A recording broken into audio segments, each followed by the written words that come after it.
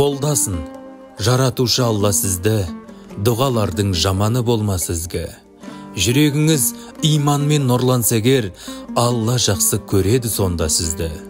Орындалып аңсаған арманыңыз ашық болсын, әр қашан жолдарыңыз. Қаржылық мәселелер қиындамай, бір үлкен бастаманы қолға алыңыз. Рамазанда бөлініп нұрға қадам, ұрпағыңыз көп болсын іңгәлаған. Жауларыңыз күндемей сыртыңыздан, тек мейірім көріңіз бұл ғаламнан. Үйіңізді шат күлкі жарық етсін, ұрпағыңыз Алланы танып өтсін.